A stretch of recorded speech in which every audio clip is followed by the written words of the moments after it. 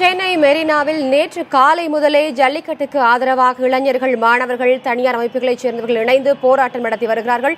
இன்று கல்லூரிகளைச் சேர்ந்த பல மாணவ மாணவிகளும் இணைந்து போராட்டங்களை நடத்தி வருகிறார்கள். இது குறித்த கள தகவல்களை செய்த ரகுவரனிடம் கேட்கலாம். ரகுவரன், தற்போது அங்கு கூடியிருக்கும் கல்லூரி மாணவர்கள் வெளியூர்களிலிருந்து வந்திருக்கிறார்களா? அவர்கள் எந்தெந்த ஊர்களைச் சேர்ந்தவர்கள்? அந்த தகவல்களை பதிவு செய்யுங்க.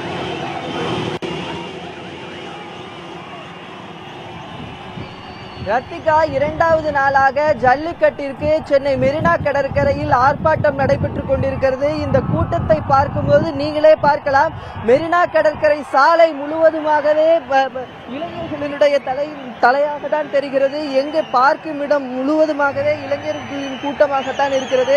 மெரினா கடற்கரையில் கலங்கரை விளக்கத்திலிருந்து உழைப்பாளர் சிலை வரை கிட்டத்தட்ட 5 கிலோமீட்டருக்கு மேல் முழுவதுமாக இளைஞர்கள் மற்றும் கல்லூரி மாணவர்களின் கூட்டமாகத்தான் இருக்கிறது. எந்தெந்த கட்டிடங்கள் காணப்படுகிறதோ அனைத்து கட்டிடங்களிலுமே இளைஞர்களின் கூட்டமாக தான் பார்க்க முடிகிறது. அவர்கள் அனைவருமே சொல்லக்கூடிய ஒன்று, எங்களுக்கு ஜல்லிக்கட்டு நடைபெற வேண்டும் என்ற ஒற்றை கோரிக்கை மட்டும்தான். பெரும்பாலான இளைஞர்கள் கருப்பு ஆடையை அணிந்து வந்திருக்கிறார்கள்.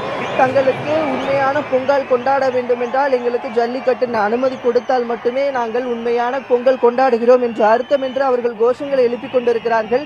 கிட்டத்தட்ட இந்த 5 கிலோமீட்டர் தொலைவிலான இந்த சாலை முழுவதுமே ஸ்தம்பித்து இருக்கிறதை நம்மால் பார்க்க முடிகிறது. கிட்டத்தட்ட மெரினா கடற்கரை தான் உலகத்திலே 2வது பெரிய கடற்கரை என்று சொல்லக்கூடிய பகுதி. அந்த பகுதி முழுவதுமாகவே இளைஞர்கள் நிரம்பி இருப்பதை நம்மால் பார்க்க முடிகிறது. ரகுவரன், நம்ம காட்சிகள் பார்க்கும் போது அங்கு ஆயிரக்கணக்கான இளைஞர்கள் கூடியிருப்பதை பார்க்க முடிகிறது. தற்போது அங்கு சாலை மறியல் எது நடக்கிறதுக்கு வாய்ப்பு இருக்கிறதா, நடந்து கொண்டிருக்கிறதா? அங்க இருக்கிற கள்ளச்சூழலை பதிவு செய்யுங்க.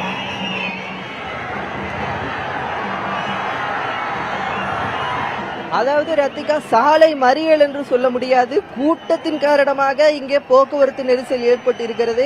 கணக்கிட முடியாத அளவுக்கு. அதாவது நீங்க பார்க்கலாம், எப்பொழுதும் மெரினா கடற்கரையில காணும் பொங்கல் கொண்டாடும் போது அவ்வளவு கூட்டமாக இருக்கும். நியூ இயர் செலிப்ரேஷனுக்கு புத்தாண்டு கொண்டாடும் போது அவ்வளவு கூட்டங்கள் இருக்கும். அதைவிட எப்பொழுது கொண்டாட்டங்கள் இருக்குமோ அதைவிட போராட்ட களத்திலும் மக்கள் கூட்டம், இளைஞர்கள் கூட்டம் அதிகம் இருக்கும் என்பதை நம்மால் தற்போது பார்க்க முடிகிறது. மெரினா கடற்கரை முழுவதுமாகவே இந்த கோஷங்கள் மட்டும்தான் எழுப்பப்படுகிறது.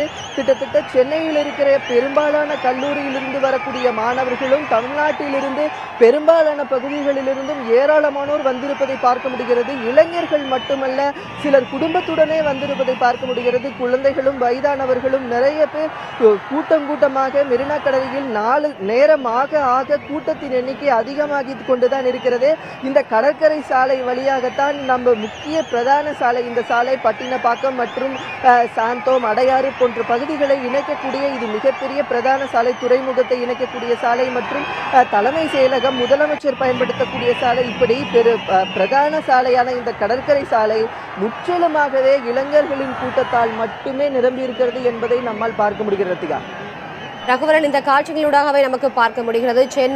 சென்னை மெரினா கடற்கரையில் அலைக்கடலில் திரண்டிருக்கும் இந்த மக்கள் கூட்டத்தில், அதாவது நேற்று காலை முதலே குறைந்தளவை அங்கு வந்து இளைஞர்கள் ஆர்ப்பாட்டத்தில் ஈடுபட்டார்கள். பின்னர் மாலை அளவில் போக போக அதிகளவான மக்கள் அங்கு சேர தொடங்கினார்கள் இல்லையா? தற்போது இன்று கல்லூரிகளை புறக்கணித்துவிட்டு மாணவர்கள் அங்கு வந்து சேர்ந்திருக்கிறார்கள். இந்த கல்லூரி மாணவர்கள் என்னென்ன போராட்ட வழிமுறைகளை அவர்கள் கையில் எடுத்திருக்கிறார்கள் தற்போது அங்கு?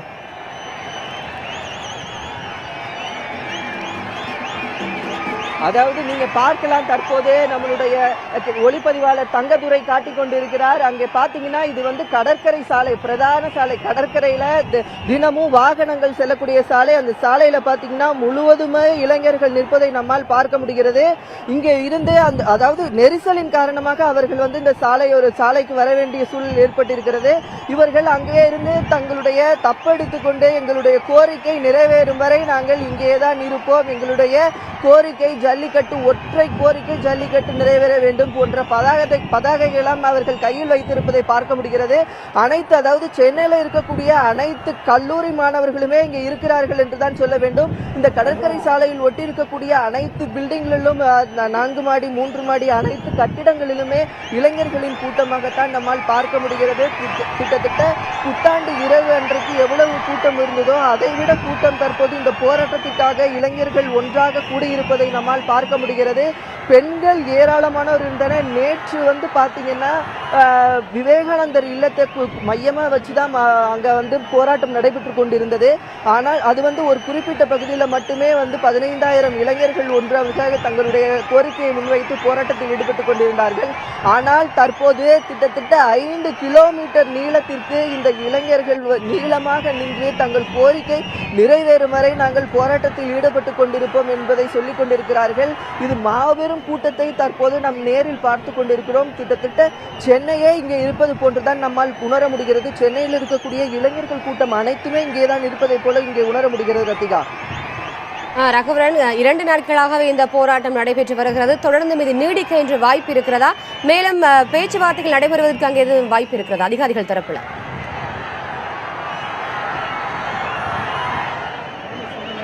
அதாவது இதுவரை காவல்துறையின் சார்பாக வரிவரித்துறையின் சார்பாகவும் இவங்க கிட்ட வந்து கிட்டத்தட்ட 5 முறை 6 முறை பேச்சுவார்த்தை நடைபெற்றது.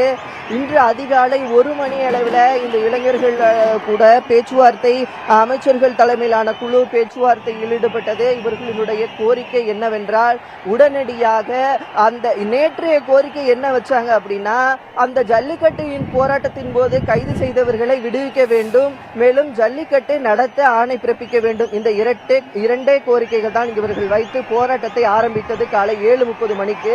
இந்த போராட்ட காலம் நேரம் ஆக ஆக இளைஞர்களின் கூட்டம் அதிகமாக ஆக அவர்கள் மதுரையிலே கைது செய்யப்பட்டவர்கள் விடுவிக்கப்பட்டார்கள்.